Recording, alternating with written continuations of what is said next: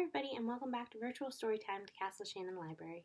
This is our regularly scheduled Read and Grow stories at 11:30 on Thursdays. And today we're going to read a book that I have tried to do a couple of times at Storytime at the library and we just haven't been able to do it.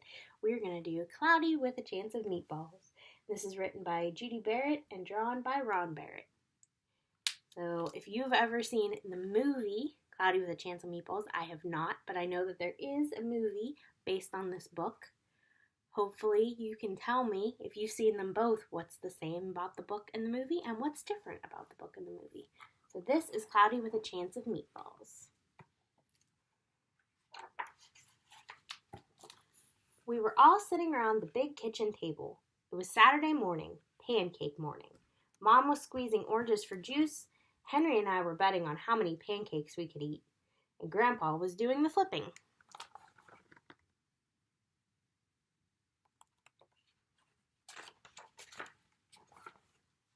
Seconds later, something flew through the air and headed toward the kitchen ceiling, and landed right on Henry. After we realized that the flying object was only a pancake, we all laughed, even Grandpa. Breakfast continued quite uneventfully. All the other pancakes landed in the pan, and all of them were eaten, even the one that landed on Henry.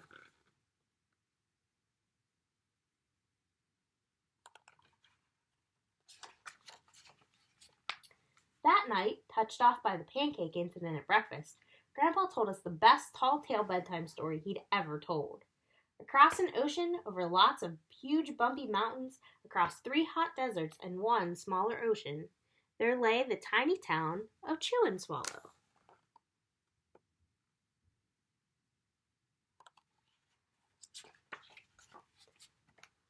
In most ways, it was very much like any other tiny town.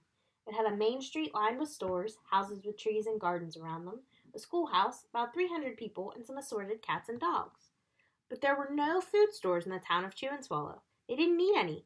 The sky supplied all the food they could possibly want. The only thing that was really different about Chew and Swallow was its weather. It came 3 times a day, at breakfast, lunch, and dinner. Everything that everyone ate came from the sky.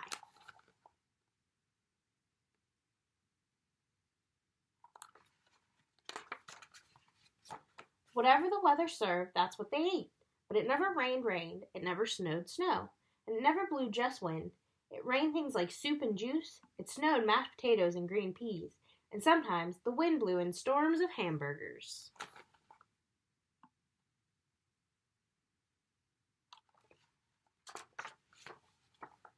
The people could watch the weather report on television in the morning, and they would hear a prediction for the next day's food.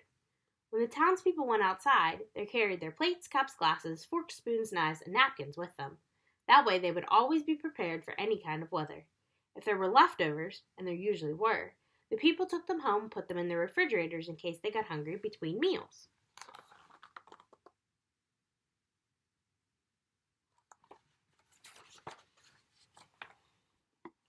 The menu varied. By the time they woke up in the morning, breakfast was coming down. After a brief shower of orange juice, low clouds of sunny-side-up eggs moved in, followed by pieces of toast. Butter and jelly sprinkled down for the toast, and most of the time it rained milk afterwards. For lunch one day, frankfurters, already in their rolls, blew in from the northwest at about 5 miles an hour. There were mustard clouds nearby.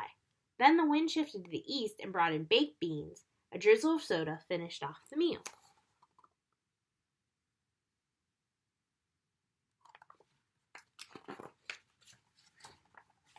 Dinner one night consisted of lamb chops, becoming heavy at times, with occasional ketchup.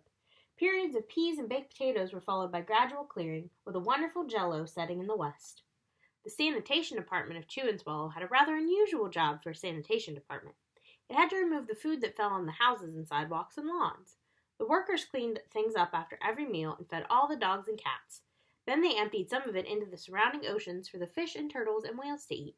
The rest of the food was put back into the earth so that the soil would be richer for the people's flower gardens.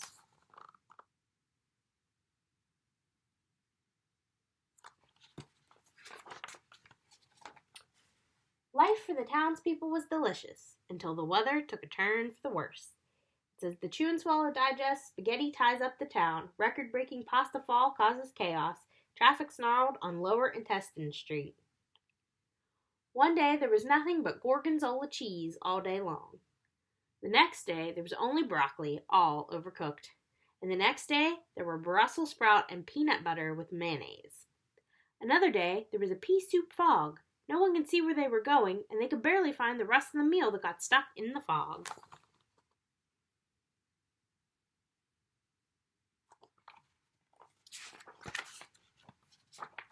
The food was getting larger and larger, and so were the portions. The people were getting frightened. Violent storms blew up frequently. Awful things were happening. One Tuesday there was a hurricane of bread and rolls all day long and into the night.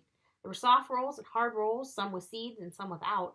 There was white bread and rye and whole wheat toast. Most of it was larger than they had ever seen bread and rolls before. It was a terrible day. Everyone had to stay indoors. Roofs were damaged, and the sanitation department was beside itself. The mess took the workers 4 days to clean up, and the sea was full of floating rolls. To help out, the people piled as much of the bread as they could in their backyards. The birds picked at it a bit, but it just stayed there and got staler and staler. There was a storm of pancakes one morning and a downpour of maple syrup that nearly flooded the town. A huge pancake covered the school. No one could get it off because of its weight, so they had to close the school.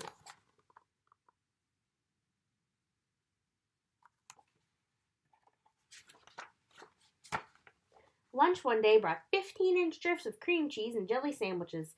Everyone ate themselves sick, and the day ended with a stomachache. There was an awful salt and pepper wind accompanied by an even worse tomato tornado. People were sneezing themselves silly and running to avoid the tomatoes. The town was a mess. There were seeds and pulp everywhere.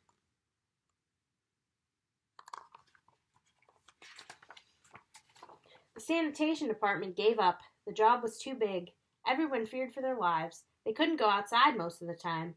Many houses had been badly damaged by giant meatballs. Stores were boarded up, and there was no more school for the children. So a decision was made to abandon the town of Chew and Swallow. It was a matter of survival.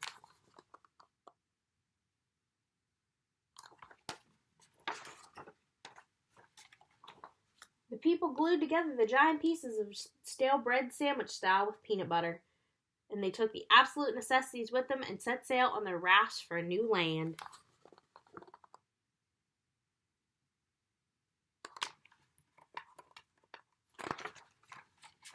After being afloat for a week, they finally reached a small coastal town which welcomed them. The bread had held up surprisingly well enough for them to build temporary houses for themselves out of it. The children began school again, and the adults all tried to find new places for themselves in the new land. The biggest change they had to make was getting used to buying food at the supermarket. They found it odd that food was kept on shelves, packaged in boxes, cans, and bottles. Meat that had to be cooked was kept in large refrigerators. Nothing came down from the sky except rain and snow. The clouds above their heads were not made of fried eggs. No one ever got hit by a hamburger again, and nobody dared to go back to Chew and Swallow to find out what had happened to it. They were too afraid. Henry and I were awake until the very end of Grandpa's story. I remember his good night kiss.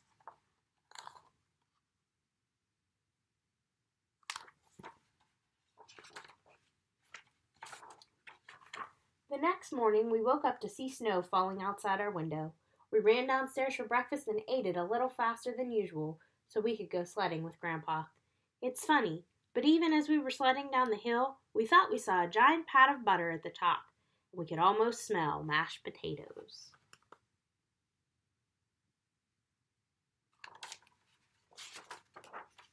The end.